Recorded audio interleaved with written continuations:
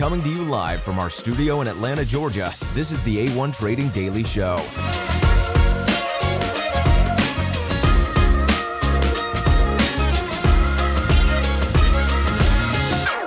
Whether markets are rising or falling, we're here to keep you up to date with the latest market news.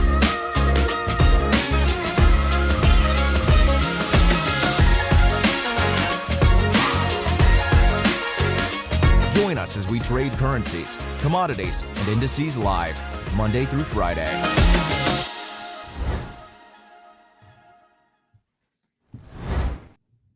Well, hello, everybody, and welcome back to another live stream here, getting ready for PPI. I appreciate everybody tuning in. This is going to be our second main sort of event of the week, with PPI numbers coming out following Tuesday's CPI numbers.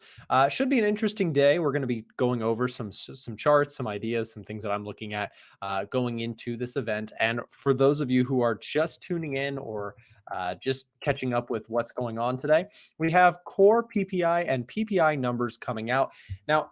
A little bit of clarity for those of you guys who don't know the difference between PPI or CPI and all these names. PPI is basically, we can actually pull it up here. It is it's basically the business side of inflation, right? Looking at the costs associated with businesses.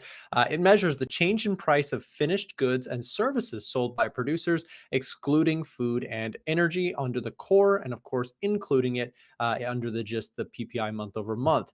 Now, why does this matter? Well, inflation is, of course, all the rage right now in terms of financial markets, and looking at PPI numbers could give the market a clue as to what businesses are seeing in the inflation department. It's an important metric to pay attention to, especially recently with the Federal Reserve paying so close, much attention to the actual inflation that's going on. So in just a few moments, we are going to be getting the release. We're going to be getting the numbers. So stick around with me until that comes. We're going to be taking a look at a couple charts prior to the news. And then after the actual event, I'll talk to you guys about some trade setups that I'm in or looking at myself. So first thing I want to show you guys is let's actually start fresh on the dollar. So the dollar, red hot recently with really strong a push to the upside there recently. And actually, based on the chart that I had previously marked up, we were actually able to break above this key level of resistance. If anything, the dollar looks really strong to me. So watching this PPI number today will be very, very interesting to see if we can get some follow through. As you can kind of see, following the CPI number this week, we had a run up on the dollar and now a bit of a normalization, a little bit of a pullback going into PPI numbers today, as investors, traders alike are looking to see if the numbers actually sort of continue with the narrative of, inflation is not necessarily beat just yet, and we could see more dollar upside, right? With inflation being a problem, we've seen in 2022, the dollar was so strong due to that. And right now it seems to be cluing us that inflation is still a serious problem, with only a slight decline in the CPI number this previous reporting in January. So we'll have to see what comes out for PPI next. And again, we have just about 5 minutes until the actual release. And we are going to be doing some chart markups here going into the event. So the DXY, the dollar chart here, looks healthy to me. Again, we had a consolidation point here that was broken upon the aftermath of CPI numbers earlier this week. Now, as we currently sit, now I'm not necessarily interested in trading the dollar before the news, but it may be interesting to watch how price reacts on the news event here with PPI. If price does something like this and holds, then I am looking for a dollar long trade here. And specifically, a couple ones that I'm looking at will follow up on some of the ideas we've been recently talking about. Dollar yen, one that I'm looking to get on a pullback. And so as we look at the dollar yen, let me show you guys about the 2-hour chart. We can see this a little bit better. And what you'll notice is that price ran all the way up into that red zone that we had marked yesterday on stream. Sure enough, tagged that 134.35 mark and has retreated since. Now, if price makes a way down into its 38.2% retracement or even that 50% retracement, both of those areas look like long side opportunities in my personal opinion. So if PPI numbers come out and they cause a bit of a stir to the downside for the dollar, I will look to potentially pick some of that up. Yeah. So let's see. let's see if we can get it. Again, we've got just a few minutes until the actual PPI numbers come out, in which case, until then, we'll go through some charts. So I like USDJPY, buy on a pullback, in my view. That would be a setup worth looking at. Now, the euro, I talked about this a lot in our recent streams for CPI. I talked about the idea being if we could break through the lows, then possibly a break and retest could be of interest. So if we do get a really strong dollar push today, I'll be looking for that breakout and retest going into Friday's action and perhaps even into next week. So the euro dollar on the short side looks attractive to me, but predominantly on a break of the lows. So I'm a trend trader. I'm a momentum trader. So I'm looking for some sort of a breakout here through the lows to try and get involved on a pullback. The other one I want to talk about is the pound against the dollar. So the pound recently had a big sell-off. So this one's kind of an interesting chart here that we've got marked up from our latest streams. So let me update my fibs. We did put in a new low at 1.1995. If price pulls back to the 50% retracement, not a lot has changed here. If we do get a spike up today, pound USD might look interesting there around 1.2140. So I like this thing on the short side. If we can get a pop here today, we'll have to watch to see. Again, if you're looking to trade the news, let me just let you know that I don't trade the actual spike, but I do very often use news to sort of trail or to look to get into a trade if the setup arises throughout the post spike. So for example, if pound USD spiked here today, there may be an opportunity to potentially get short going with the overall trend at a retest of resistance at that 50% retracement. Now, also on top of this, we also have let me see, market heat map. Let's just get a quick look at what's moving here. Not a whole lot. NASDAQ pulling back since the recent. Let's see, what else do we have? EuroCAD up today. The Euro crosses seem to be up a little bit. And again, just a few minutes away here, guys, a minute and a half really until the news comes out, which will be impacting primarily dollar crosses. We've got S&P 500. I am still long on this one. My entry was down in this 50% retracement. So we'll see how today's price action goes with the reaction to PPI numbers. And again, we've got about a minute here. So let me go ahead and set up my charts in the chat. Which chart would you guys like me to pull up for the actual event? Put it in the chat and I'll try and pick one for you. So gold, just a real quick look here as we go 1 minute away. I am pretty bearish on gold. I've talked about this. This is one setup that I also am interested on the short side. I put out a video yesterday discussing this.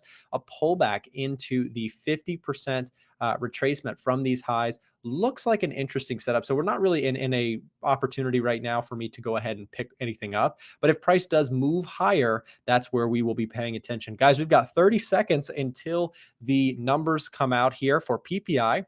So let's see what ends up happening there. Lots of charts, a lot of people asking for gold and UJ. So what we'll do here is I'm going to leave it on gold just to see the reaction, and then we'll switch over real quick to other charts. So don't go anywhere. We are looking at the gold market currently. We're going to watch the spike together here. Gold making a move to the downside here prior to the event, trading at 1835. We'll see if there's any significant spike. I'll go over the numbers with you guys, and we'll see if we can find any trade setups following the news. Here comes the spike. Let's see if we get something out of gold. All right, and a shoot to the downside so far. Big spike there, 1831 printing here. And a quick drop through the lows. Very sharp movement there. But now the question is there anything on the dollar? The dollar shooting up here today. Let's see, USDJPY also making its move higher back to the highs here. And look at that, guys. Dollar yen making its move. How is this impacting the stock market is a question. A quick shoot to the downside. Very interesting sharp movement there. Gold to the downside as well, shooting back down to that 1830 mark as discussed. Pound USD, anything there? So the pound against the dollar making its move lower, the euro against the dollar spiking lower, but not holding those that movement just yet. So we'll have to watch and come back to that one shortly. How about the NASDAQ? NAS 100 making a quick move to the downside here with PPI numbers. And now let's go take a look and see if there was any sort of we can get an update on that number. So we're going to refresh the data here and see what we've got. So we've got higher than expected PPI. So again, following suit to our CPI numbers this week, we have PPI numbers, which are more on the business and services side of inflation, we're seeing 0.5% in core compared to the 0.3% forecasted, and 0.7% actual compared to the 0.4% PPI month over month. Wow, that is quite the beat. Or I'm sorry, it's technically a miss, right? Because higher inflation currently is considered a negative thing, which is also why, of course, stock market making a move lower here today as we get into the craziness. And then following that, you've also got the dollar shooting up, like I said, breaking back and holding this support zone real strong here this morning. And dollar, guys, continues to look bullish with two reporting inflation numbers looking really, really kind of scary, right, for that inflation story. Again, we were expecting a lower than what we got PPI and CPI numbers this week. So quite the move there. Let's go take a look at that gold chart again, see what's going on the 5-minute, just to see how much volatility is producing. And you can see a shoot to the downside, the gold market breaking through these lows that we had prior to the event, and now just complete sell-off, hitting 1830 again, 1831 to be more specific, 1831.5 coming into play here this morning. And USDJPY again breaking back up into that resistance zone. Here's going to be the question for bulls, though. If you're watching UJ, keep an eye on this one, because again, we are sitting at a level of resistance, which previously held very strong. But if we can get the break, there may be an opportunity for potential adding to a trade, picking up more position here on UJ. I'd be interested personally if I can get some sort of break and retest on this one. I'm looking to be long USDJPY. Guys, we're going to be covering more of this stuff in our Discord. If you guys are not already inside of our Discord channel, you can join to get trade ideas. You can see trades being taken by myself and by my team. Again, you can see that S&P 500 trade that I am still in profit, but barely hanging on to a profit at this point on that S&P 500 trade. But you can keep up with all my analysis, all of my trades, as well as Frank's trades, who's my right-hand man here, Ivan as well. He does coaching calls, webinars, things like that. We have so much value inside of the Discord. And if you're not already in there, make sure to use the link that just got dropped in the chat to join the free Discord. Click that link, fill out that form, and you can join us within the Discord chat there and get involved with the community. UJ rejecting now a little bit. Here is your 1 hour chart. Again, really coming back up into that resistance, and so far seeing a bit of a spike back the other way. Here's the S&P 500. We're back looking at the indices, and you can see price pulling all the way back down just about to my entry point. So crazy volatility there with the indices here this morning. And again, big red candle coming in. Now, the question is, how is that US 30 doing compared? US 30 faring a little bit better, but also the biggest loser today on that move is definitely the NASDAQ, down just about, well, I guess depending on if you're looking at the daily chart, we've got from the highs here or from the start of the day, about 1% decline here on the stock market so far, which doesn't look crazy. But again, that's a sharp rejection here off of PPI numbers this morning. So very, very interesting. Very, very interesting. GJ, any volatility on pound yen? Not too much. So probably not going to pay attention to that. We're going to stick to the dollar crosses. We've been very dollar focused this past week with all of the numbers that came out. We had CPI, we had retail sales, and we had PPI numbers just now. And across the board, it seems like the dollar is just coming out and really looking strong at this point. So for me, if I'm looking at it, like I said, I like Euro USD on a break and retest, but it's kind of not really setting up. So my prominent chart that I keep looking at is that dollar against the Japanese yen. I think it's trending very nicely. I'd love to be involved in this one. And there's two case scenarios, as I keep talking about with this stuff. You have a break and retest trade, which I'd be very interested in looking to go long for more momentum upside. Or if this thing gives me a bit of a trim here to a pullback to the 38.2 or the 50%, somewhere in this region, I'm also interested in a long trade.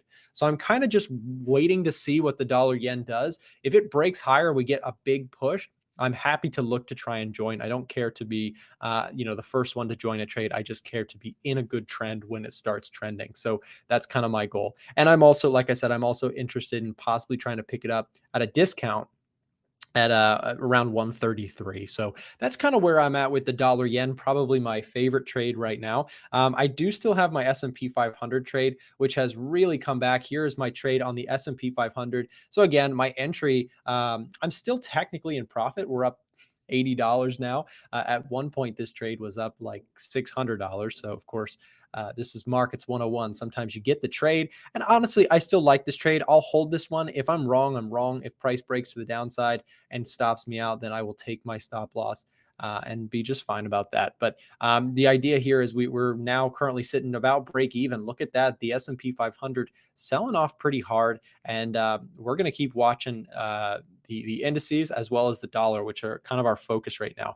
I do also like gold. I've talked about this. I like gold on the sell side, but we're a ways away from any sort of entry. I need a rally up into like 1850 if I'm going to sell for some sort of premium.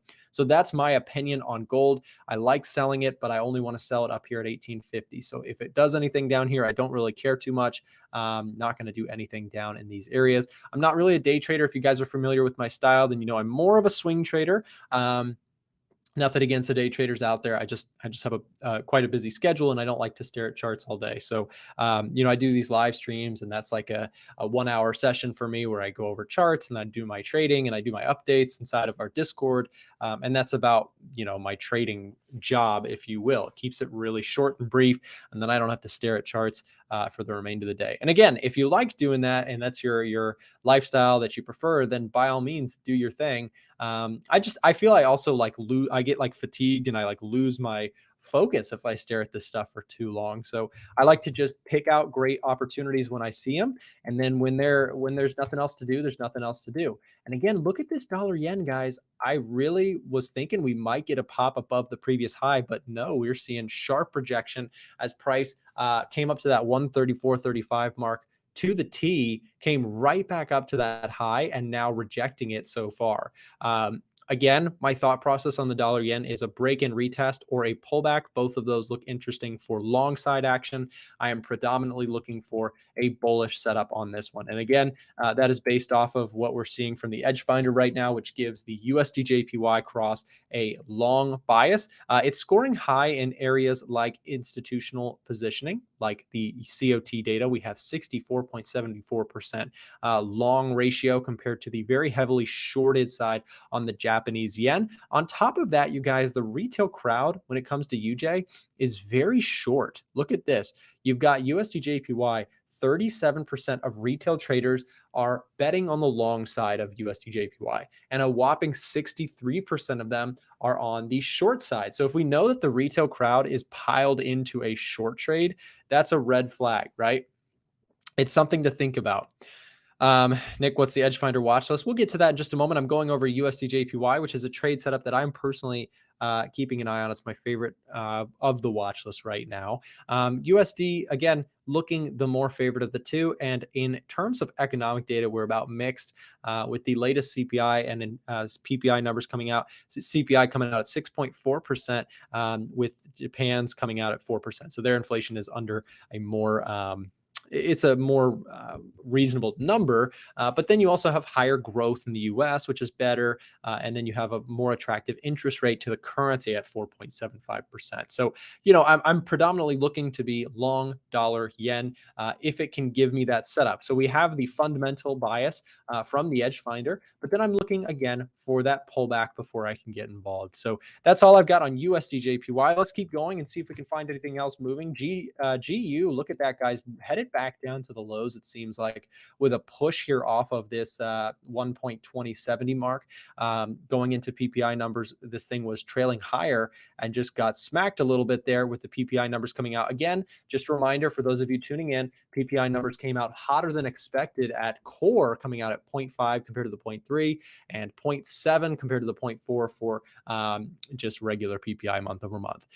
Very interesting. You also have unemployment claims here in the US, better than expected, right? So I forgot to mention this the first time around, not by much, just a bit better than expected. The forecasted 200K unemployment claims actually came out with 194K. So something to pay attention to as well. And again, just a big list of strong numbers for the dollar this week. Again, CPI strong, retail sales strong, and PPI now coming out strong. Now, when I say strong, what I mean is strong for the dollar, not necessarily great for the Fed's planning, and why the stock market here today is taking a bit of a beating, especially like the NASDAQ. Look at that, guys. Big sell-off here. As we start into the New York session, and you got to think a lot of traders stepping into the desk today to take a look at their stock trades, stock positions, and really seeing a big pullback here today. You have to ask the question, are they going to look to buy this dip, or is this just the start of a bigger sell-off that could occur today? Now, again, gates open for the stock market in about an hour. 9:30 a.m. U.S. Eastern is when U.S. stocks start trading on the open market. And so we'll see how that comes into play with that open. So something else to think about, right? Usually when you get these news events, oftentimes they occur about an hour before the US market opens up. And so once that US market opens up, it really, you kind of let the floodgates go, and markets sort of start to try and really, react to those numbers big time. So will be interesting to see on the NASDAQ and the S&P 500. To be fair, the NASDAQ kind of looks attractive in my personal opinion. Yes, inflation numbers looking red hot, but possibly a bit overdone. And again, just throwing it out there, I think that there's opportunity. Is the NASDAQ no longer? You know what? What I don't love is that the NASDAQ fell off the list here. You still got UK 100 and you got SPX500 on the Edge Finders watch list page, but NAS nowhere to be found. It seems the NASDAQ has lost its bullish bias, which is quite interesting, possibly just due to the fact that that upward trend seems to be a little bit crushed here this morning. And we could probably pull that up. Let's just include neutrals for a minute and see where's NASDAQ on this list. Yeah, so NAS 100 is coming in as a +2. So slight bullish bias, but not by enough to actually get us into that buy category, which comes in at a +3 score. NAS 100, part of the reason here, let's see, I'm not actually sure which thing changed here. It could have been retail sentiment. Retail sentiment might have swapped over, as retail traders may be more on the long side now with that recent dip. So something else to think about. Notice, very interesting, retail traders on the S&P 500, we're getting a bullish reading on that category, which basically points towards retail traders are shorting the S&P at a high rate, which gives us actually a bullish reading. Whereas flip it around, very interestingly, on the NASDAQ, we get the opposite. Retail traders are actually on the long side of NASDAQ, and which is why we are sort of printing that bearish bias reading. Very, very interesting to see that there. So yeah, of the two, the S&P 500 remains my favorite in terms of things to potentially be long at. And I already showed you guys my position. I am long the S&P 500 with a stop loss below the lows. I'm in the red now, about $87, $89 here. So again, not by much. It's basically back to break even, but a little bit of a pain point there for me, considering at one point here yesterday, I was up a good bit of profit. Again, came up into this level of resistance here and saw a bit of rejection there. We can actually just mark that on the chart. And if you're not sure what platform I'm using, I am a US citizen. So if you couldn't tell already, and I'm limited on which brokerages I can trade indices on. I can't trade CFDs on a Forex broker, as in the US, we're not able to do that. I have to trade directly on the futures market, or I can trade ETFs, which is what I predominantly do. It's just what I'm more comfortable with my brokerage, Webull. I really like Webull. So that's where I'm at. And yeah, speaking of brokerages and speaking of partnerships, we're going to switch over now, and we're going to hear what James has to say for us right after this. Here is a word from our sponsors.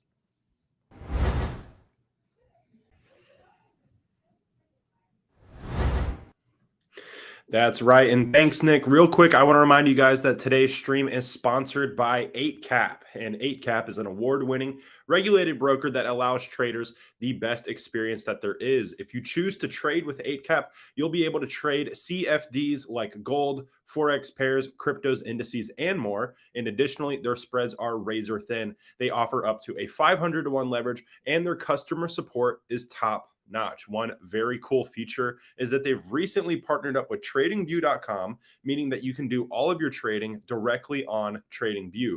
So if you are a super fan of the channel, 8cap has partnered up to offer A1 trading followers a free copy of the Edge Finder. Yes, that is right. You can get the Edge Finder, our market scanning software, for free. And all you have to do in order to get the Edge Finder is make an account with 8cap and deposit $1,000 or more. So click the link in the description to find out more. 8cap is the best in the business, and that is why we are proud to be sponsored by them. Click the link in the description, go sign up, deposit $1,000 or more. Let us know, and you get the Edge Finder for free. All right, Nick, back to you.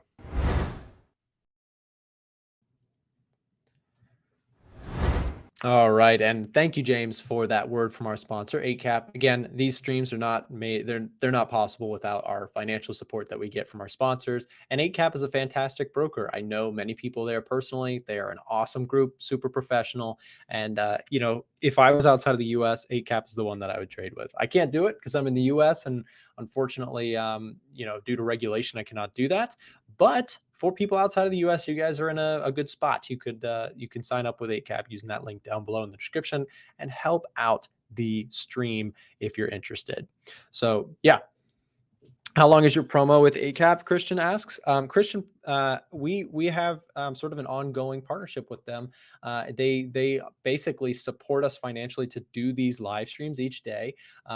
And sort of in order to keep that going, their goal is to acquire more long-term clients. The cool thing about 8cap, one thing I will say, is that they're actually looking for long-term clients. Like it's very clear that they want people to come trade with them, make money in the long term, because if you make money, they make money long term, because they're going to basically be offering you the service, right? Allowing you to trade and making spreads and commissions. And that's what they do. So like I said, it's the pick. If I had to choose one, if I was outside of the US, that's what I'd be trading with. Let's keep going. If I'm going to take a look here at the S&P 500 any further, I'm going to watch this thing probably hit my stop loss as it comes closer to that 61.8% retracement. Again, if it doesn't hold this by much, stop loss is below. So I am watching this one closely. A big rejection here today with PPI numbers coming out hotter than expected. And again, the dollar driving higher, now back almost to the previous high, really quite a bit. How much do we need to deposit for this offer? Wasim, as we mentioned in the video, you could back up if you want to read or listen to the rules again one more time, but it's a deposit of $1,000 or more. You get access to the Edge Finder, and you can contact us on our contact page on the website, a1trading.com/contact, if you have any questions about the partnership that we're doing with them. So yeah, it's $1,000 or more. You open it up an account and you get access to the Edge Finder. So yeah. Speaking of Edge Finder, what else do we have on this list? NZDJPY, what does that chart look like? I think that's a newer one to join the fray here. NZDJPY, we're looking at a 4-hour chart. Let me zoom in. Let me try the 1 hour, see if I can find something. And honestly, I don't hate this chart either. You've kind of got a bit of a wedge formation going on. You've got resistance up top at 84.4. But what I like about this chart so far is we seem to be putting in higher lows here overall. This is interesting. This is actually quite interesting to me. And again, sort of a break to the upside, longer term downward trend broke out here. We pulled back, we found support, found higher support, found higher support. So as we pull back here this morning, this is not actually a terrible trade idea in my personal opinion. I kind of like NZDJPY here. Let's see. Yeah, I mean, one of my favorite setup, if I'm looking at this, my absolute favorite trade on this chart would be a break and retest. Like if it were to break out, retest, continuation. I think if I was to enter this thing, to be fair, you've got some pretty good support here where we found a lot of buyers come in. So it's possible that NZDJPY might actually be a trade setup. If we dip a bit further, if NZDJPY comes into play here at 83.95, I'm actually interested. I think that might be a trade setup for me. So keeping an eye on that one, that should be interesting. And guys on the back end, James or Chandler, would one of you guys Discord message me and let me know if we have a guest coming on? I'm not sure off the top of my head. But NZDJPY, yeah, looking for a pullback into that 83.95. That might be of interest. Euro NZD. Yeah, let's go look. Euro NZD. Look at that chart, looking really actually quite strong here. Probably not an interesting setup for me here, as I believe this thing has a bearish bias, but yeah, no, actually, no, it doesn't. It doesn't even have a bias. Euro NZD. Yeah, there's nothing there for me on Euro NZD. If I'm looking at this chart, I'm looking at pound USD, Aussie NZD, Euro USD, NZD USD, Euro CAD. Let's go check on Euro CAD. That was one that I was keeping an eye on. Euro CAD spiking up a little bit. Okay, we might be able to get this trade we've been waiting for. Yeah, that's interesting. Okay, cool. We got Miko at 9. Got it. EuroCAD. Yeah, so I like EuroCAD. I've been watching this one all week. I missed this entry and feeling a little bit bummed about that. If it comes back up, I'll be interested though. I like that 61.8%. It held really nice on the back test. So if it comes back and just sort of retests that zone again, I may look to try that one more time. So yeah, a retest of that 61.8 lines up nicely with this support level, which broke, right? So a retest of that area should hold as a resistance point, but we'll see. So even if I take that trade, as I mentioned in all my, when I take trades, I'm not 100% perfect. I miss trades, I lose trades, right? It happens to everyone. So if I take this trade, I'll be fully willing to potentially stop out if it breaks above that 61.8. But I love the 61.8 because oftentimes what it means is you're getting like that really great risk to reward, right? That high potential reward relative to the risk that you've got to take on the account in order to enter a trade. And remember, that is something that people overlook. Whenever you take a trade, you have to acknowledge that you are taking a risk. There's not a certainty to any trade that we can take as Forex traders, stock traders, futures traders, doesn't matter. It's all, markets are all about risk to reward. And the sooner you can sort of learn that concept, it's all about risk to reward and really understand what that statement means. It's about, I accept this risk to make this potential reward, not certainties, no absolutes, no guarantees, no, well, my gut is really telling me it's going to go up. That's losing trading thought process, right? We have to be really careful with that. USD CAD. Yeah, let's see. USD CAD. Breakout above could be of interest if we get some sort of break above retest. But as we currently sit, I don't love this chart from a technical perspective, despite it being a bullish reading on the edge finder. USDJPY, let's go back and check again. I keep going back to this chart. Look at that, you guys. We are back to the highs just like that, snap of a finger. And if we look at this thing intra-candle, you can, or intraday, here's the 5-minute chart. You can see we briefly rejected off this level and snapped right back up to it. 4-hour chart now, USDJPY looking really, really strong, you guys. This is an impressive run up for the dollar yen. And I mentioned that a setup that I like here would be on the break and retest of that 134.35 level. But we have to see the break. We are at decision point here now for dollar yen bulls. Watch this one. Again, we are back above. We're back up to the highs and now testing. We're knocking on the door to see if that breakout can occur.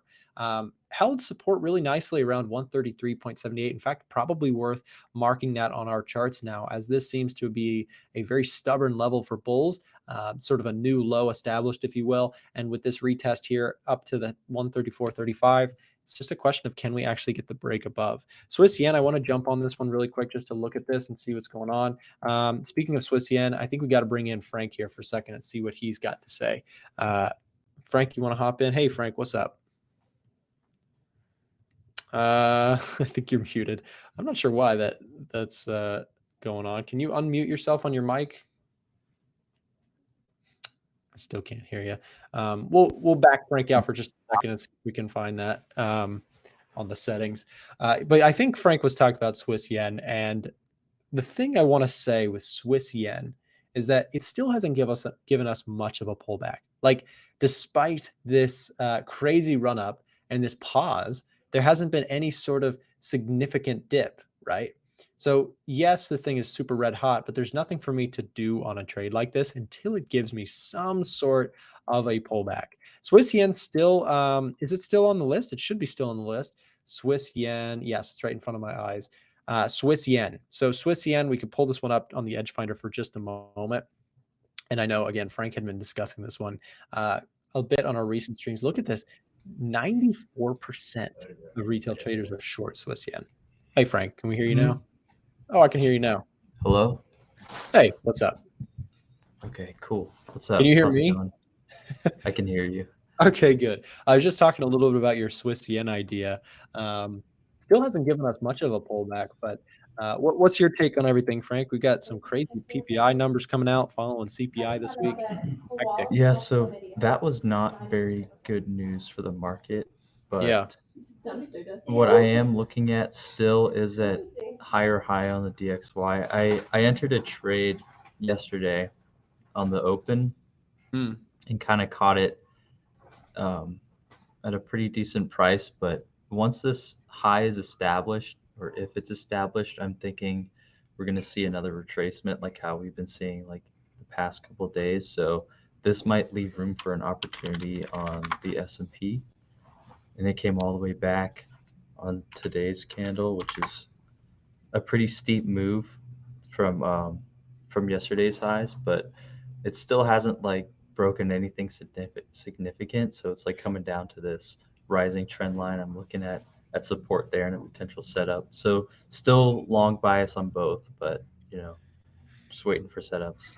Yeah, and it seems like we're back to another standstill, if you will, like based on what we talked about recently with the Nasdaq, the S&P 500, those things looking potentially bullish overall, but the dollar still staying really strong as well. So one of them probably looks like it may crack, and we're actually finally seeing some divergence in the two. You've got the dollar moving up today with the stock market actually taking a drop. So we'll see. I do think, truthfully, I think there might be some buying opportunities on the S&P 500 near current prices, but the dollar also looks really strong. I'm like you said, potentially if we see some sort of high form on the dollar, we get a pullback. It's weird, but there is probably that opportunity for some great long side trades on both, which again, they're oscillating back and forth right now, but there may be overall some good trades on both. Yeah, So exactly. Because like this whole month of February, if you were to look, since like the beginning, it's taken some wild swings, but overall just coming back to the same price. So it's definitely a trader's market right now. But again, like you said, things are gearing to break. So we're waiting on confirmation of something. But in the meantime, we'll just keep taking trades. yeah, and also just based on today's news, Frank, I was like, you know what, we need to get the PPI numbers in the Edge Finder. So I think we've got a project to do on that for sure. We've got CPI numbers, but PPI numbers here, especially just seeing how much they've impacted the market today with hotter than expected numbers. It'll be interesting to see. And again, we sort of remain bullish on both until further notice. I think you and I are both in the same camp on that. So yeah, Frank, thank you for tuning in to the stream as always, for dropping in and give us your take. And we'll see you back tomorrow. Thank you. All right. See you, man. So yeah, no, I think as I was saying to Frank, we definitely need to get some of that PPI data into the Edge Finder. So I think that's a project up and coming for us right now. Currently under the inflation data category, we have CPI numbers, but we're lacking our PPI numbers. So this, like I said, I think it's a project that needs to be worked on. With the latest CPI numbers coming down, again, we have inflation declining still, but it was less decline than expected. And it sort of set the tone for this week as the dollar continues to be red hot overall. A really, really strong move here today off of this support zone. And until further notice, it does seem like the dollar is still sort of in charge of the currency world, back on top, if you will. So we'll see how that one develops. Now we're going to turn our attention. We're going to bring in Mr. Miko Audu, who comes on once a week. Very technical trader, great guy. How's it going, Miko? Good to see you. What's up, Nick? Hope you are doing good. Hope you are doing good. I'm doing good, thanks. Doing great, man, and excited to see what you have to say today. What a crazy week in the markets with CPI, retail sales, and now PPI numbers causing a really good mix of volatility. A great week if you're a dollar bull, a tough week if you're a dollar bear. But overall, quite an adventurous one nonetheless. Miko, what are you looking at here today? What's been your focus this week? Yeah, it has been an interesting week, but currently I'm in pound NZD. It's not playing ball at the moment. It was going well into the news and it started wicking around a little bit, but I'm in a long position for this one. I'm aiming for a pushback to these highs, hopefully. and this is my first area where let's secure some profit. But I'm currently in this trade. It's moving a little bit sideways right now, so I'm going to see how that one plays out. But I'm looking at a lot of the yen pairs, which I noticed you're looking at as well. So I'm looking at USDJPY. I have some alerts set of where I want to go long, CHF as well, CAD yen. So I'm just going to be waiting to see if they can get the yen pairs to pull back, and I'll kind of pick the best one out of the bunch to trade. Yeah, and I really like those yen crosses. I feel like I've been a broken record recently, just like feeling the FOMO with some of these yen crosses because they're moving so nice, and have given very brief little pullbacks to try and get involved in. So I'm looking for a chance myself as well. You mentioned that you like that same level I've got marked up. It looks beautiful. If it can come back and tag that one, then hey, we might high five as we both take the trade. Who knows? But yeah, no, it's an interesting one for sure. The yen looks interesting across the board, really weak, and might offer some great opportunities there. So yeah, Miko, I'm going to step out of the stream, but before I do, let me remind everyone who's in the audience, Miko, he's an awesome guy, technical trader. He's got a great YouTube channel of his own that I encourage you to go check out if you have not already. You can go subscribe to his channel. We're going to drop the link in the chat right now. Click that link, follow that link, go subscribe to Miko, and again, you won't regret it. So Miko, have a great stream. Thank you for coming on, man. Thank you.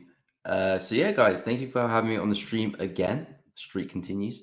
Yeah, I hope everyone's doing good. I'll go through some of the pairs that I'm looking at in a bit more detail for the rest of the weekend, also going to next week as well.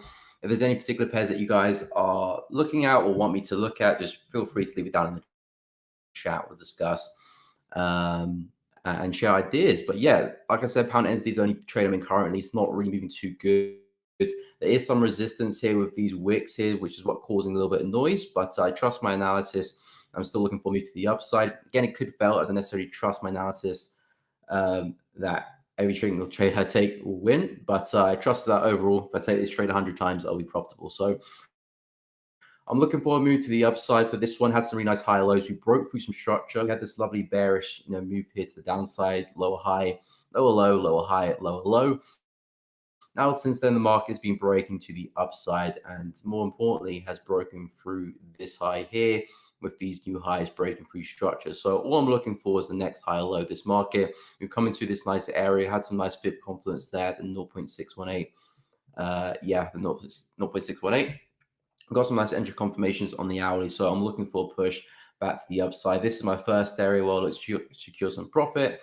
And then I've got my second area, which I'll probably just exit the trade completely. I also do have this area here at 1.96 as well. This big area of support here, which you could go look to tag in the future. So I may leave small positions to trickle to that area if things are looking good. Obviously, we have to get all the way up there first, but if things are looking good, momentum's looking good, I might leave like 10, 20% to run to 1.96. If not, if it's looking still quite corrective, because this move here is a little bit corrective, we kind of still continue that pattern there, and we don't see some momentum come back in, I'll just close the trade there completely and move on to the next opportunity. But pound NZD is the only one I'm in. I've got my eye on a lot of the dollar pairs. I'm watching to see what type of momentum we can get from the DXY. It looks like we could be looking for that breakout. I've been talking about the DXY in this kind of descending channel here, expecting to see a move to the upside, and I think we could be starting to see that pretty soon. We kind of got the consolidation there, which looks like price trying to break out. Again, we had one attempt there yesterday, came back in. This looks like our second attempt. We'll see how that momentum sustains, because we could fall back inside the range, or we could start ripping to the upside. But for me, I'm more interested for price to actually get out of this range. Then I'll start looking to follow the momentum to the upside, not on DXY, but other dollar pairs. So Euro USD, AUDUSD, those pairs look really good as well if we can get a breakout. I would expect DXY to push to those highs there at 105,500. So if you can see that move there for the DXY, that will give pairs like Euro USD move to the downside, which is pretty similar to the DXY at this point. See the consolidation there. If you can start breaking to the downside, I would start following momentum back down. We've got some key areas to target. This low, we've got this low over here, got this low over here as well. So there's multiple lows where you can look to target based on your risk reward and what you want to see from the market. But I do think we can see some nice downside for Euro USD. Of course, we need to wait for that breakout first. AUDUSD, same thing as well. Consolidation here. Price is still back at the same support. waiting for us to break lower, and now look to follow momentum to the downside. Again, long term on the higher time frames, it does look like we could be seeing another major lower high for AUDUSD on the weekly chart. We've got these consistent lower highs here on the weekly time frame. I'm looking to see if we can place in another one. So you can see you've got the high up there, nice bearish swing, another lower high, nice bearish swing. Potentially in that lower high, we're coming into that same vicinity where you expect that lower high to form. Got some good confidence there into 0.618. Also testing some really key levels of support resistance here as well. So, and a nice little trend line coming through there, adding some bit more confidence to the equation. So for me, AUDUSD, if we break outside that range, we'll be looking to follow that momentum back down. It needs to be a good breakout though. It's not just any breakout. I want to see, good momentum to the downside, and then I'll look to follow that. Of course, I haven't got the breakout yet, but it is on the watch list. Once it gets broken out, and then we look for the shorts. Like I said, the yen pairs, I'm looking for some pullbacks. I got a lot of alerts set, which I set on my previous stream earlier today. So yeah, if I get some pullbacks to some of these areas in the yen pairs, I'm really liking the higher lows they're forming. 1, 2, 3, looking for the fourth one. Recently for euro yen, we've broken through some structure here, all of these highs. Looking for that next pullback for a move to the upside there as well. So euro yen is looking really nice as well. CAD yen is looking really good. If I whip out the old fib from the high to the low there, almost coming to the 50% into that level there. Even this level will be very, very nice. I'm not too sure if we will pull back that far. If we do, fantastic. If we don't, we'll also look at this level here. But CAD yen as well, looking for buys. USDJPY, nothing's really changed with that one. Still looking at buys as well. Again, alert set at this level. If we can get a push down there, be more than happy to follow momentum to the upside. So with these yen pairs, I'm just waiting for buys. I'm waiting for good pullbacks. Again, I said earlier today, I'm not too sure if we'll get these yen pairs until next week. Of course, there are lower time frame levels that yen pairs could pull back into and react with as well. These areas here, they're more lower time frame trades, which is not really what I look. I map up my levels on the 4H, and 4H is what I use for my structure and my levels. Then I'll use the hourly to enter. So these levels short could definitely hold, but from a 4H perspective, these are the levels I'm interested at. USDJPY, this level here as well. So I'm just waiting for the pullbacks in the yen pairs, and I'll pick the best one to trade. But yeah, guys, those are the main pairs I'm looking at. There's other pairs there that I'm waiting to form as well. I'm also looking at USDJPY. I'm not too sure if I'll get the pullback for that one as well, but I'm looking at pushing to this area for some shorts. Again, that could be one for next week, so I have to keep an eye out for that one. AUD-CAD, I was looking for the break of this support, still am. So I have to be patient, but looking for a move back down to some of these lows here as well. So a few pairs I'm eyeing up. Nothing's really formalized yet, apart from the current trade I'm in. But yeah, that's kind of my watch list. Let me know what pairs you guys are looking at. Hey Dean, what is up? Hope you're doing good. Welcome to the stream. Gold US 30. I'm seeing pound USD as well. NAS 100 as well. Okay, I'll get through some of these pairs. So I'll take a look at pound USD, NAS, gold. Those seem to be the most requested. Okay, so where is pound USD? So yeah, pound USD is my least favorite dollar pair. Euro USD, USD CAD, AUDUSD, ANSD USD even. They look a lot better. They're all consolidating. They all look very, very rough, but it's very kind of clean. Whereas GPUSD, I don't really have a favored level for where I want to enter this one. I'm looking at this strong impulsive move. Had a really nice bear flag pattern here, and I do suspect to see some more downside, for price to come back down to these lows here. We had a big attempt here to try and create some new highs not too long ago in the 4H. These are prior swing highs. The market had a big pullback, came back again, failed to break through the level to see some new highs, did it again, and again there, then absolutely collapsed to the downside. So in terms of probability, we have a much higher chance for the market to return back down to these lows since we failed to sustain those levels up there and break through. Much high probability for us to come back and test this support and suddenly see some momentum to the upside. So I do favor more downside for pound USD, but like I said, I'm not seeing really a good place to enter. I suppose a break and retest of this low could look good, but again, the risk reward is not really what I fancy. I did say 1.22 would be a nice area. We had the news there yesterday, which would definitely have whipped a few people out if you entered before the news. If you entered after the news, you'd be safe. But before the news, yeah, the wick did a good job there. But in terms of direction, I do expect more downside for pound on the low time frames. Yeah, I'm not really seeing much with this one. I'm not really seeing much. I was talking about this area up here. Obviously, we didn't get there. Like I said, the break and retest could be good. If you take on the low time frames, you might get decent risk to rewards. But for me, on the 4H and the hourly, I'm not really liking it too much. But in terms of direction, I do favor more downside. But I'm not really seeing a clear opportunity to trade it. Like I said, it's my least favorite dollar pair at the moment. AUDUSD, if I can see a nice breakout, we've got a clear level to retest. I'm looking for price to come to these lows. Euro USD as well. If you can see a breakout of that, I'd much rather these setups here. Okay, I'll take a look at NAS 100 and I'll move on to gold. Okay, so NAS 100, yeah, big push to the downside. Surprising there. Price was looking quite bullish. We broke out this of these lower highs there, consecutive lower highs 1, 2, 3, 4, 5. Well, potentially 5. We didn't quite roll over. Market broke out of that. I was expecting us just to make our way back to these highs. But of course, with the news today, the market's not doing that so well. So with NAS, I mean, I'm kind of just looking at this as consolidation right now. We do have a bullish trend here, which is all looking good. Lovely retest of this resistance here on the left. Turn support. That would have been a lovely buy trade. But right now, this is kind of very, very messy. So if you're looking to get back into NAS and look to trade it, I'd wait for price to come back down here where we had that prior swing low there. Because this level here gave us a nice push, breaking through these highs. So that this is an important low. If you come back here with a lot of momentum, start rejecting again, I do think we can find some nice buys there again.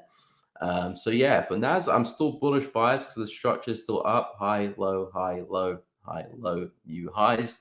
So there's nothing bearish about this one just yet. Obviously, we are struggling at the highs there.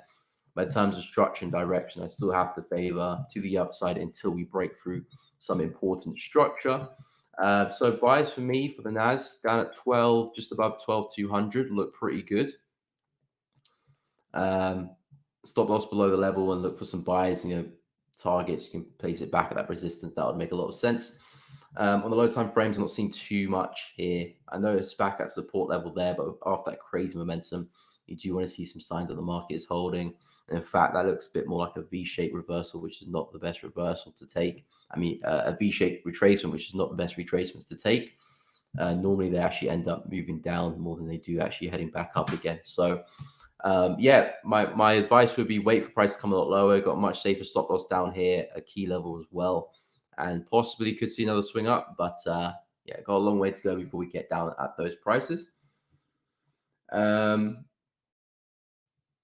Okay, so I'll take a look at gold now. I'm seeing euro pound, euro CAD. Okay, we'll take a look at oil as well. Again, if any pairs you want me to take a look at, just leave it down in the chat. We'll take a look. Okay, so I'll move on to NAS. I mean, just did NAS. What's going on? Euro pound. So euro pound, nice break to the upside. So I've been looking at euro pound. I did miss the buys for this one back down here. I was not at the charts at the time, but a really nice move to the upside. And now we're starting to break through these highs. So I'm personally looking at euro pound coming back to these highs now. Again, in terms of structure, we're seeing clear higher highs and higher lows here. Lovely high over there, lovely low, lovely high. Not compared to that one, but a high there, new higher low, new higher high, breaking through this point and that point, and now potentially a next higher low as well. It's not confirmed yet, obviously, because we haven't seen you. But as things stand, we can anticipate this to be the next lower high, next higher low, sorry, until it is broken. And I said if price can get above this resistance here, I'll be keen for a retest back to these highs, because the next logical level past this point here would be back at this resistance. So with euro pound, I'm definitely bullish on this one. Consecutive higher lows, and now it looks like we're breaking through an important level with a very, very good 4H candle closure. So if you can get a good retest on this, I'll probably say put on a drop to the lower time frames for the retest, or unless we push up a little bit further first and then come back down, that'll be a nice trade to take. But nonetheless, as long as we stay above this and get good rejections, I do think buys will look good. Back up to 0.89721, which is these highs. And again, you don't have to push it that far. There's this wick here you can look to aim for as well. Depends what risk reward you're after. But euro pound for me, I do favor more upside. Let me know if you're looking at something similar. Eurocad oil, we'll take a look as well. Around good afternoon from London. Hey, big up, my fellow Londoner. Hope you're doing good. Thanks for Naz, no problem. Happy to help. Okay, gold. I did forget gold, didn't I? Okay, so gold. Yeah, gold's still looking bearish. Yeah, gold's still looking bearish. So, yeah, with gold, I'm looking at price coming to 1800, 1810. So I'm not looking to buy gold until we get to those prices. And what I mean buy, I just mean start to look for buying opportunity. I'm not going to buy it just because we got there. But yeah, we've got a really key level here in the market. If I jump to the weekly real quick, you can see very key support in the weekly, key resistance as well. I do think around here we're going to find some friction. Of course, price could break through, but if we are going to continue higher, back to highs and maybe 2K, this could be a good place for the market to go and do so. So I'm definitely interested at 1800 at 1810. Again, 1800 is a very key handle, key price for gold, and definitely one we could be attracted towards, and we could see a lot of noise around here. So if I can see some nice price action, some nice signs of reversal, I'd be more than happy to take some longs back up again. I've kind of missed the shorts for gold because I've been looking for pullbacks into these lows here. We just never really got them. So unfortunately, I haven't actually been able to short gold. And after back of NFP at the start of the month, for really nice momentum to the downside. I was looking for the pullbacks to short it down. We did see some pullbacks, just not to the areas I was looking for. And since then, the market has been slowly moving down. So now my area of interest is down here. So I'm going to be waiting to see what we can do at these levels. Doesn't matter if we slightly break through. All I'm looking up for is signs of structure reversing at these prices. Then I'll look for my long opportunities. But in the meantime, gold shorts look okay in the lower time frames. This level looks decent. We broke through with a lot of momentum there. So 1848 will look like a good place to short. I wouldn't probably short on the breaking retest of this low because we broke through the news and things haven't quite settled yet. So it's still a little bit too early to start jumping into gold shorts. I would say I'll give it a little bit longer until the news settles, because right now the market's probably still a little bit sensitive, and breaking through those lows there, there'll be a lot of people trying to sell this move, buy it back up on the break and retest. So there'll be a lot of noise around here until the news settles down. But this level nonetheless is like a good place to start looking for some entries. Retest of that level, broke for a lot of momentum, trying to catch the next lower high. And as you can see how the market's been moving, with the lower high up there, new low, lower high, new low, potentially something like that. Next push to the downside, and we got the lows there. So on the low time frames, gold looks good for some shorts, but for me on the 4H, I'll be waiting for some longs down at these prices at 1800, 1810 as well. I'll be waiting for gold to come into. Okay, so oil will move on to next. US 30. Okay, we'll take a look. Harley, Miku, the market wisdom, much appreciated. Tony Gold, what is up? No problem, my friend. Okay, we'll take a look at US 30, USDJPY, and I'll take a look at the oil. Oil is the ones I said I'll take a look at as well. So oil, yeah, oil is just in the middle of nowhere. Middle of nowhere for me. It's a bearish market, as we can see on the higher time frames. We've been steadily moving to the downside. So I have to favor shorts, but am I willing to short it? No. And not only because I don't trade oil either, also because the price action is just not very good. We've got key resistance here at 82. That could be an area to think about, because every time the market has tapped this area, we've obviously seen the market struggle to break through, multiple times. So if we were to push into that, we could see a nice sell-off from that. Again, a lot of people, we get into the market here selling and buying. Stop losses above here, we could let's go and take those stop losses and then hit the level and then get the big sell-off. Because at the moment in time, we've just got a ranging market, which is, at the bottom of this bearish market. So I still do favor the trend to continue until we break through structure, but I'm just not willing to sell at these prices. So something around here could be something to look at. If we were to get a push into that zone, we might not. We could roll over, but I know for a fact if I was looking to trade oil, I would only be looking to short up there. Here, I don't really have my stop loss in a safe place if I'm trading in there, even the low time frames as well. So 82 looks like a good place to short from, and naturally your targets would be that back down to these lows or Even this low here could be a nice little place to target, and even the lows here as well, depending how far you want to push the trade. But oil, I do have a bearish bias for this one. So hopefully that made sense. Okay, I'll take a look at US30 and USDJPY. So USDJPY, did go over that one briefly before. Like I said, I'm looking for some longs for this one.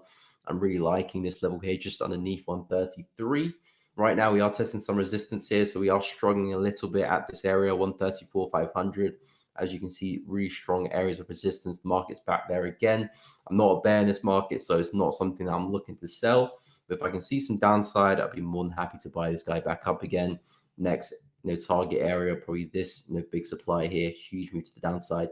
Could see the market attracted to that area around 137 as well. So that'll probably be my next target for USDJPY. But first, I need to see some retracement, or I'm just going to leave this one alone. And I mean, there's a lot of yen pairs I'm looking at. So retracement from any one of these, I'll be more than happy to follow that momentum back to the upside.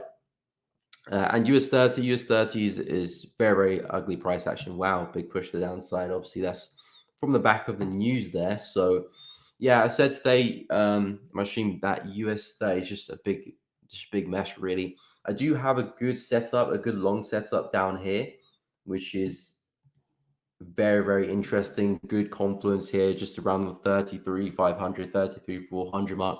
If we come into that, see some nice wicks into here on the 4H, I do think this would be a very, very nice trade. Again, with good confluence, looking for a push back into resistance. Nothing too crazy back into this area here. So a push into that level, I do think could provide some nice opportunities. Obviously, wait for some confirmation. But anything in here is just a big old range for US30. There's nothing here that looks good.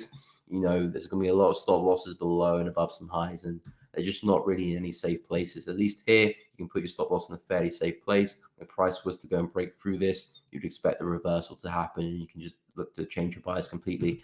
But yeah, in here, it's a range. So I'd wait for a push further down. The momentum's looking good. So hopefully maybe this momentum can continue a little bit further. Maybe there might be some buys on Friday or maybe early next week. But yeah, US30 is a mess. That level looks pretty good. Other than that, I'm not seeing anything else. So hopefully that made sense there. Okay, I'll take a look at EuroCAD as well. EuroCAD ends the USD. We'll take a look too.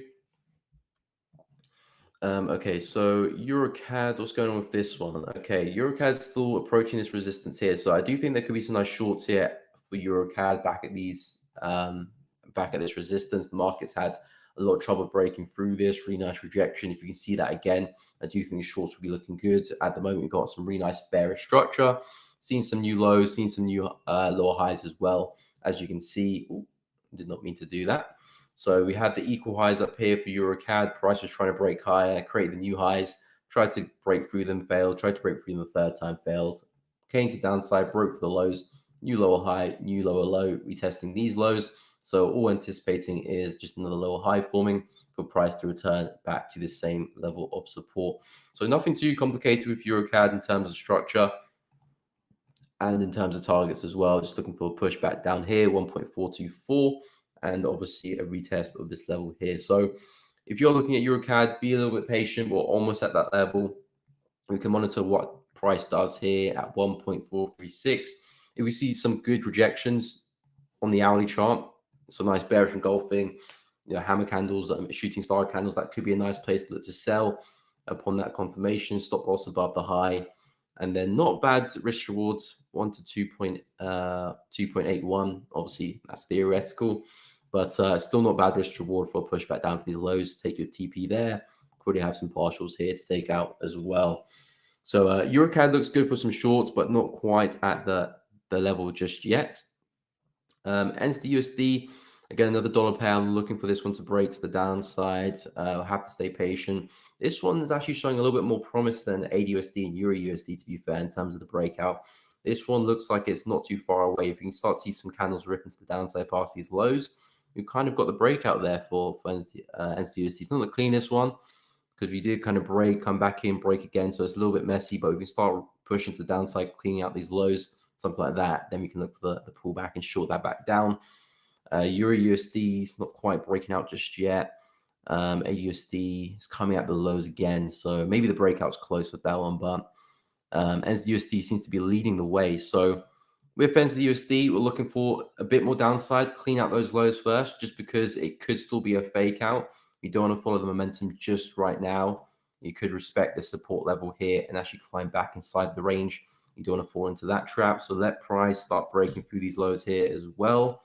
And then, yeah, we're looking for the pullbacks to continue that momentum. We've got some clear targets here to aim for at the support level, 0.62. And we can potentially start ticking off some of these levels here as well. That could be a nice level to aim for. That one, and maybe even this high there too. So with USD, I favor more downside. Really nice impulsive leg to the downside, correction. Hoping another impulse, get the correction, and you can follow that trend to the downside. And long term, we could be looking to attack these lows all the way down here, similar to my analysis on the AUDUSD on the weekly chart. So yeah, USD I'm really liking. Just if we can take those lows out first, and then we'll wait for the pullback after that to retest, the level there. But yeah, still waiting for confirmation. DXY still pushing up, so DXY is coming to that resistance, kind of doing what USD is doing. So again, if DXY can start breaking through these highs now, pushing forward, then yeah, DXY, we're looking for pushing to 105,500, which is that prior swing high, which gave us all of this bearish momentum to the downside, looking for us to come back and retest that.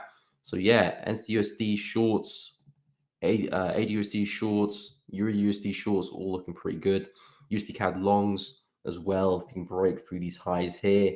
I do like USD CAD as well above this level there, 1.345, and simply a push back to these highs up there. So yeah, dollar pairs look good. Have I traded a dollar pair this year?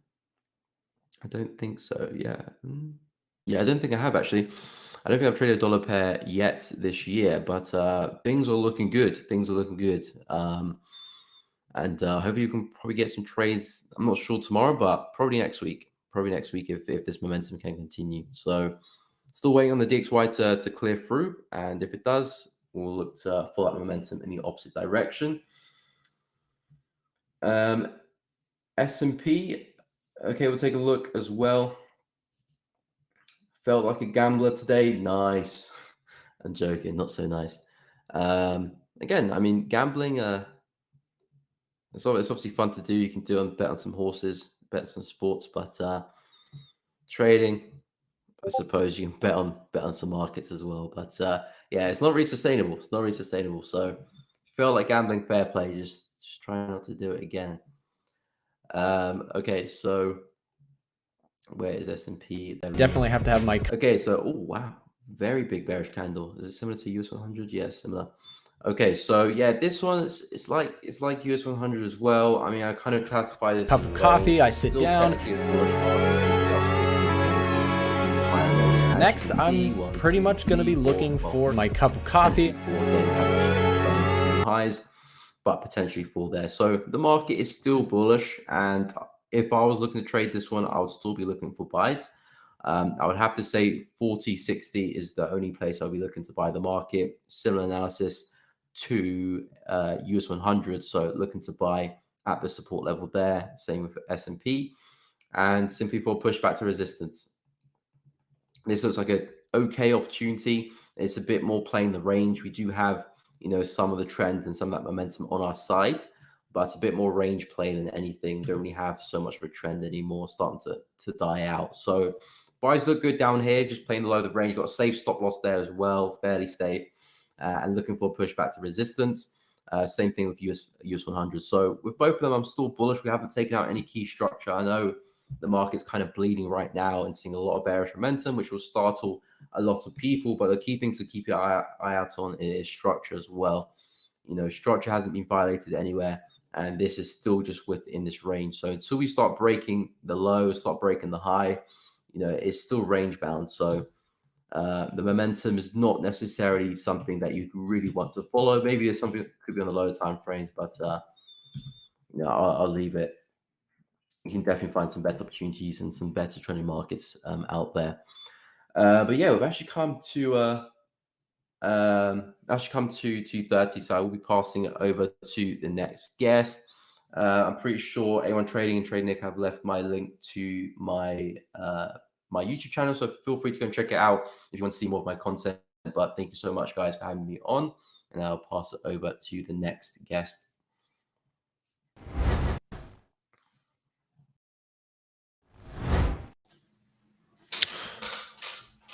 Okay, so hello guys, let's get started. Let me share my trading view. So present, share screen, window, trading view. Okay, we should be up. As always, so 6 pairs at the start. If you're wondering, EU, EJ, AU, AJ, pound, and NJ. Those are the 6 I trade live. Those are the 6 I do my analysis on. Later on, I will do requests. So any pair you want me to take a look at, just put it in the chat. I will make sure to take a look. Also, any questions, put them in the chat. We will get through all of them, don't worry. But first, let's do the forecast / trade recap / analysis / whatever you want to call it. This is EU. It has been range bound. So I'm looking only on the 1 hour chart. Nothing more, only the 1 hour. Basically, for me, we had this descending channel going into an ascending channel, going into another descending. So it is now creating a bit of momentum right here in this leg, but it ain't looking that promising. Basically, it is now forming sort of a wick. I don't really like it, especially EU. This is the pair I'm most patient on. This is the pair where I get very little trades, I would say. So it's kind of not really on my radar. What I'm looking for is, what I'm looking for as a trend trader, which I am, a large impulse down and then a flag or a break and they retest, or a large impulse to the upside and then a flag or a break and they retest. So 2 entry patterns that I trade. Current price action ain't telling me if there is potential up or down. Current price action is just telling me that we are stuck in a larger range. So we can move on. I mean, EU is pretty boring, but EJ is really interesting. So very, very interesting. Let me just move my lines a bit. So basically, these dotted lines mark out the most recent high or low breaks. EJ is forming a really high probability pattern and ascending channel to the upside. So none of the lows have been broken. Only the highs have been broken. Basically, you can see broke, retraced, broke, retraced. What you want to be seeing as a trend trader is price continuing. So you want to see the first candle break, close above, and then second candle break, close above. Instead, this candle retraced, retraced, broke with just 1 candle, retraced, broke with a wick, retraced, broke, and retraced. So second candle was really small and printed a wick. What does this tell me? Well, what I know is, what is retail taught first? They're taught when they see a large red candle to sell. Basically, I believe some of them sold here. Some of them may have sold here, especially this is a large red candle, right? Oops, that's the wrong risk reward tool here. And basically their stops are above. And perhaps maybe some of them saw this huge wick and then sold here, right? Why not? It's a good retail strategy. And maybe some of them also sold at this point with stops above the high. And you get my point. Basically, stops getting taken out each time the market moves. So the market does not move by much, but it moves just so that the stops above get taken out. And the market makers usually sell in these areas. So they push the price into the area and then sell a bit. And then they push again, sell a bit. Basically, they're building up their positions. So with this ascending channel, I'm seeing the market makers building up their short positions, capturing liquidity, and there is a potential for a trend to start to a downside, and I mean a really strong trend. An example, let me give you an example which happened in January. It was a really huge trade. Basically, it looked the same as this. This one, can you see it? Just breaking the highs barely, retracing all the way to the upside, and then look at this trend in the opposite direction. So I entered here on this breakout candle. Look at this trend. So that is what we are expecting. Again, I'm waiting for evidence, but that is the methodology behind.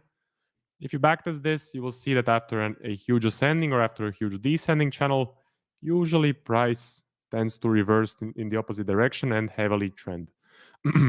Okay, so there is one weird factor about it, and that is this range right here. This is not really that good. What I wanted to see a straight reversal to a downside like this and then a trend. And this basically is just a flat range. So not really seeing that conviction to a downside.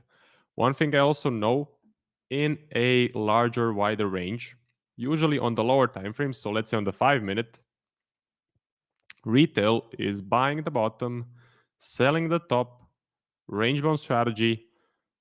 Some of them make money, some of them not. We don't care, but they keep their stops below here. So basically, they keep their stops in these areas. So I know that any breakout out of this range will encounter a liquidity area which is full of stops and is likely to fail. So the first breakout candle out of this area will most likely fail and retrace back into the range. How does that look like? Well, like this. And then we go back. So this is a bit of a warning. I am still expecting the price to go down. The best case scenario would be if the price ascends a bit more into the upper liquidity area like this. And this would be the perfect 10 out of 10 best trade possible. That would be a really, really good scenario. More of an ascending into this liquidity area. That would be 100% taking that sort of a trade. But we can also reverse from here. So basically get a push down. In that case, I will take a look at the next candle. If the momentum continues, I will look for a flag or a break and day retest, but only if the momentum continues, because after this one candle, I am expecting a retrace. So to sum up, what am I looking for here? Well, I'm expecting, I would say it is 70 to 80% probability that the price will move down and start trending down. That's not the rule, but if you backtest this sort of a setup, 70 to 80% of the cases after you see this ascending, price reverses. 20 to 30% of the cases, price goes up or ranges. So you can do with that information whatever you want. With that information, what I know is if I get an opportunity to sell, I will sell. So if we get more of a ascending, I'll look for a reversal. If we get a push down, I'll look to sell here. If, of course, which price can goes up, I will look to buy. So basically, not really something I expect, but it can happen. If you get a large impulse, I will look to buy. It's looking really clean. EJ is looking really, really clean. So let me see if there are some questions right now. Let me see.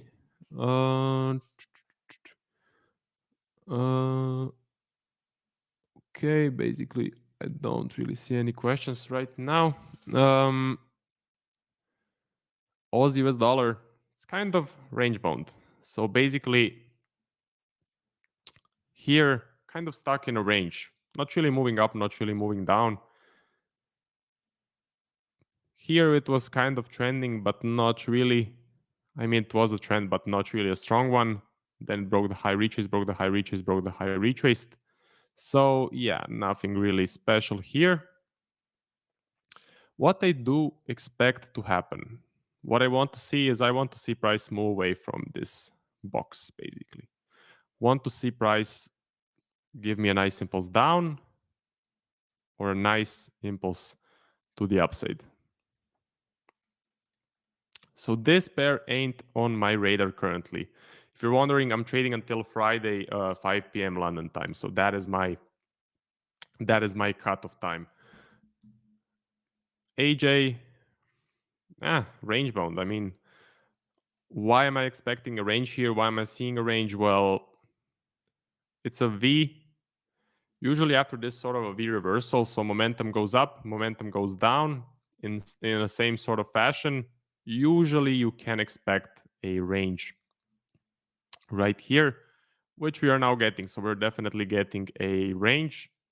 And after the range, you can expect a move down.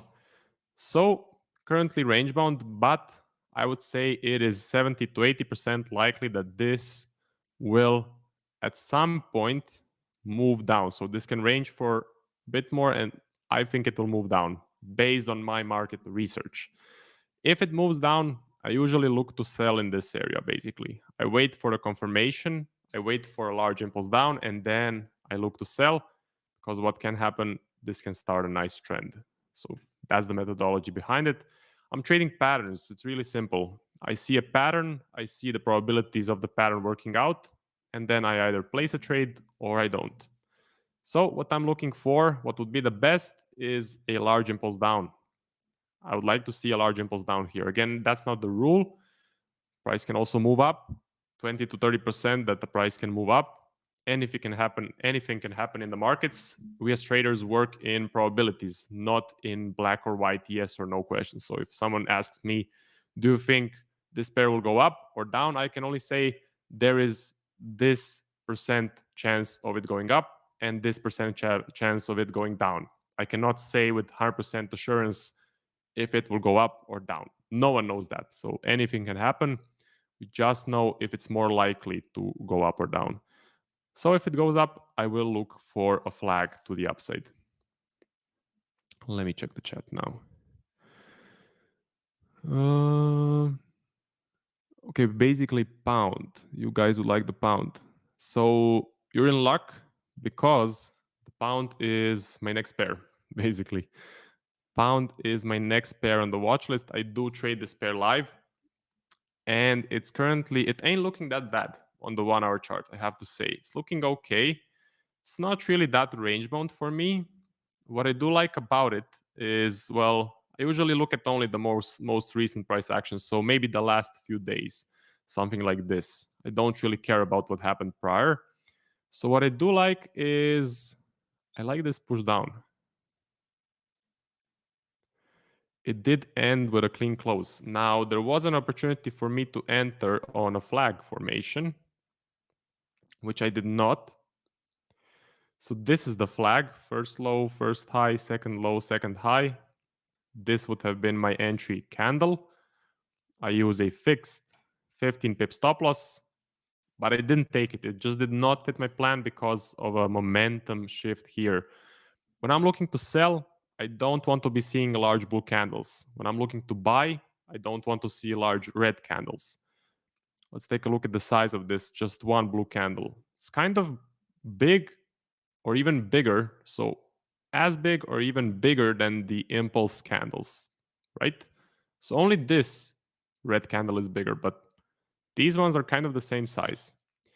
So I don't want to see a large blue candle. It's showing me a momentum shift. And you can see I would have been taken out for a loss because price did start moving up.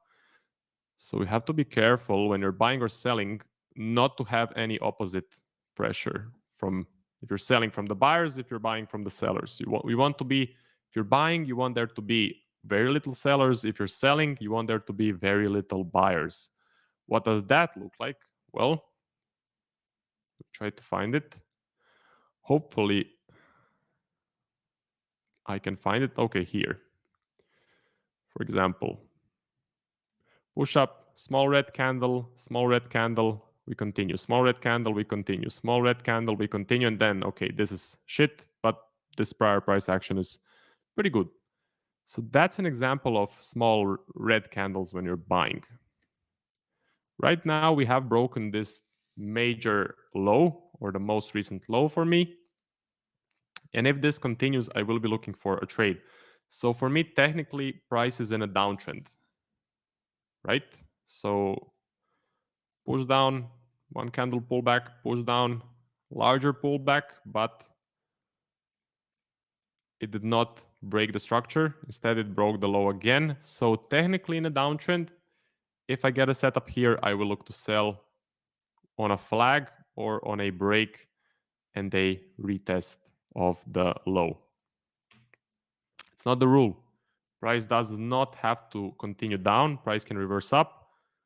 If that happens, I will look for a large push up, to be honest. Something like this, and then a flag or a break and a retest. Or, as you know, I'm trading the V reversal pattern. So if I get a V, a range push up, I will also look to buy. This is a really high probability pattern that you guys should look into, I believe, because it works out most of the time and it does bring some good percentage. It's kind of similar to, let's say, a cup and handle. So let's say a cup and the handle, basically the V is the cup, the range is the handle, price goes up. Or it's maybe similar to a head and shoulders, for example. Sometimes it can look like head and shoulders, or let's do it in reverse. So basically, left shoulder, head, and right shoulder. So it's kind of a similar pattern to head and shoulders or a cup and handle, but I just call it a V reversal and the range to be fancy. Okay, so that's the only reason. That's for the pound. NJ, final one from me. So this one is, well, it's range bound.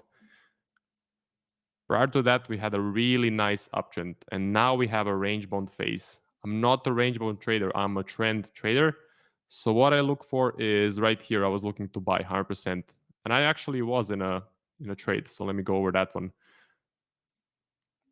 Right here, this is a classic break and retest. 10 out of 10, 100% taking this sort of a trade. So I placed a pending order, fixed stop loss, always 12 to 13 pips. Large impulse up, one candle pullback, price continues, nice blue candle. Next candle tags me in and price goes up. Unfortunately, my trailing stop loss rule did not allow me to reduce risk or put it into take profit. So I was taken out for a reduced loss. Basically, I moved the stop loss once it broke the high underneath this candle. Still had a bit of risk on. Price started trending up, but then reversed, took me out for a small loss. So in this case, my trailing stop loss rule made me a small loss when I could have banked, what was it? Let me see. Maybe a free R if I use the fixed take profit, but that's what you get. I mean, my goal is banking the huge winners. I want the 10R, 15R, 20R, 25R. That's what I look for. Free R is not really that important to me. So I make the most money in the biggest trades. My maybe 3 to 6 trades of the year pay for all of the losers that I have because they are so freaking huge. So that's the downside of using a trailing stop loss. You will not manage to bank profits sometimes, but sometimes you will bank those huge winners. So it's up to you. You can use a fixed take profit, take partial profits. For me, as a trend trader, you want to minimize the losers, maximize the winners. And when I mean maximize the winners, I really mean maximize the winners, not just 3R, 5R, 10R, but 20R. That's what you should be aiming for because it's possible. Okay, so basically range bound phase right now. As a trend trader, for me, this was freaking awesome. I was looking to buy. This was just awesome trend, but this is pure crappy price action right now. Really range bound.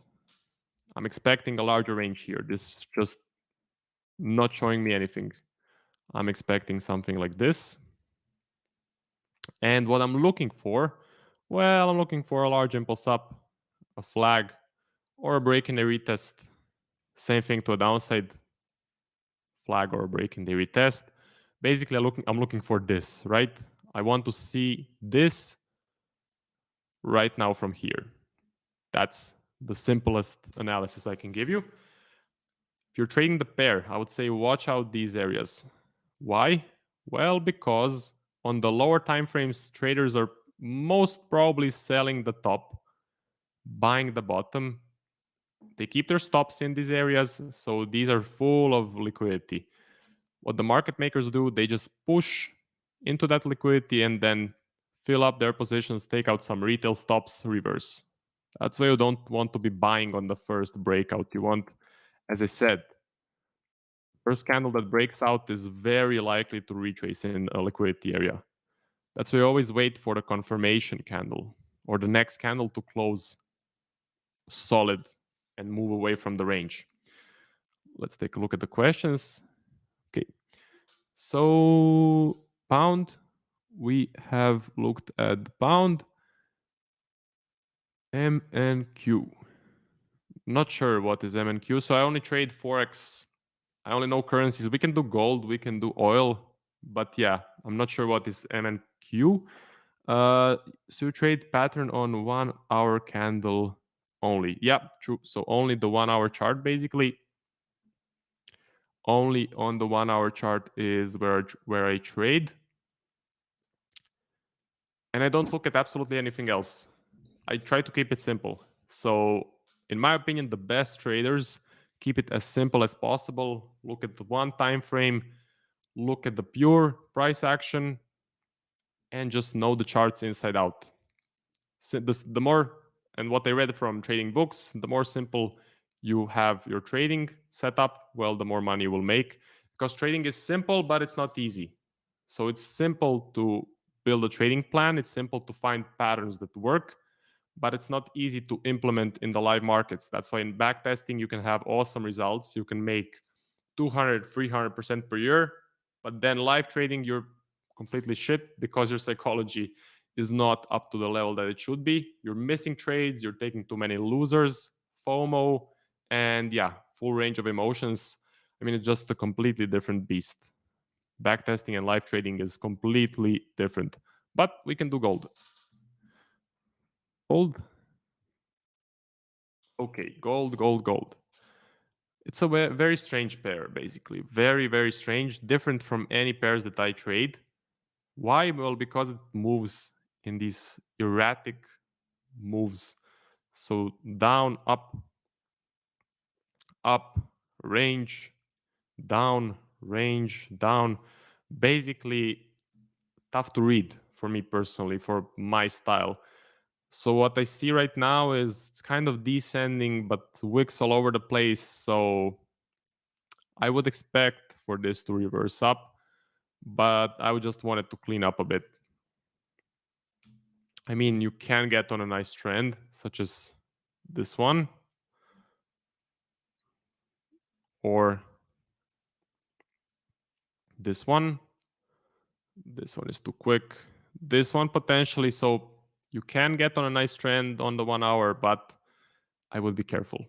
I would not focus on it. Again, if you're trading a different style, just go ahead and trade what you know that works. For me, I don't know anything about it, and currently it's not showing me any sort of potential. Okay, so gold is done. Let me see. I think I saw some comments.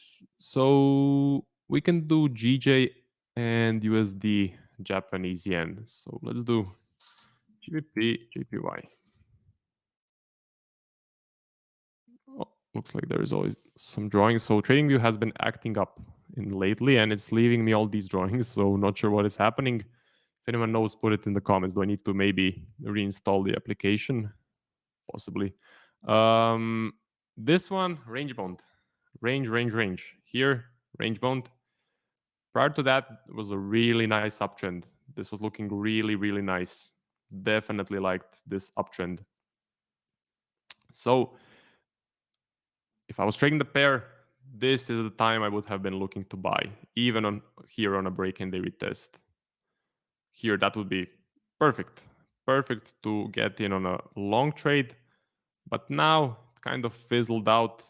It's ranging. I would just look for a large impulse up or a large impulse down, and then, of course, a flag or a break-in day retest.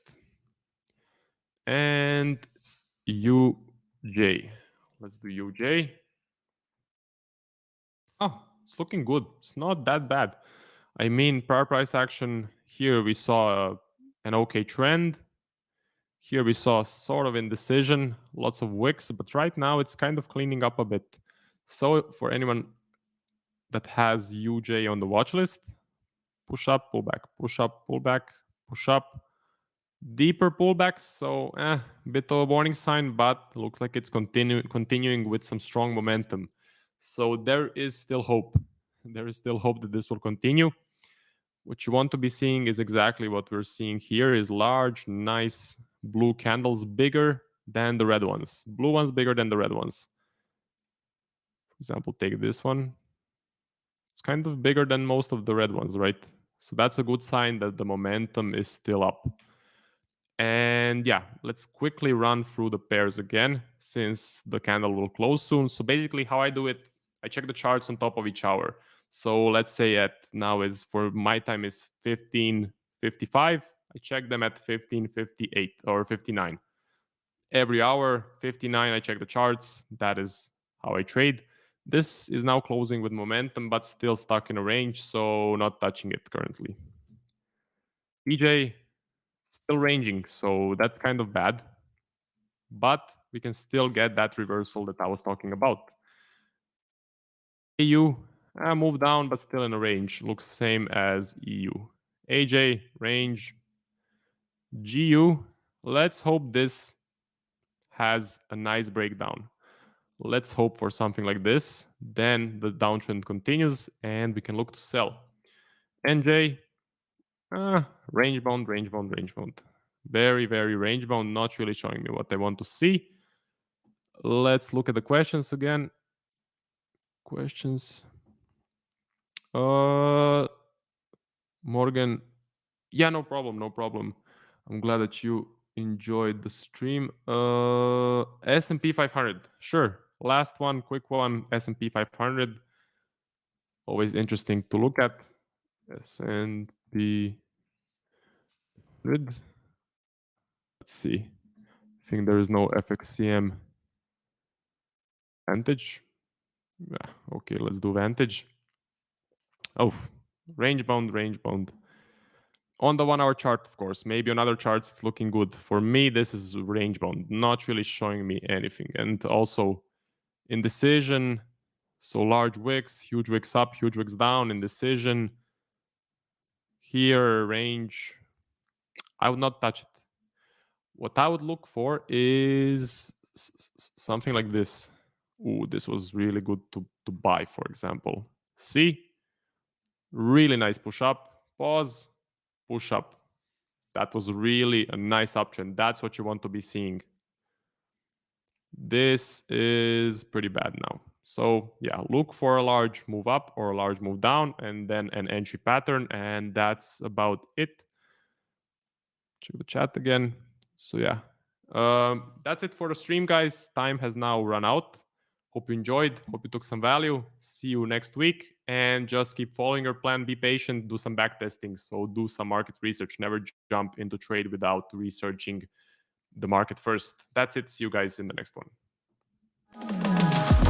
Thanks again for watching today's show. Our goal at A1 Trading is to continue to share free value to our audience through daily videos and articles, keeping you up to date with the latest market coverage. If you enjoy our content, make sure to subscribe for more. And remember, if you open a $1,000 or more trading account with 8cap, you'll receive a free copy of the Edge Finder. Click the link in the description below to find out more. From all of us at A1 Trading, have a great day, and we'll see you next time.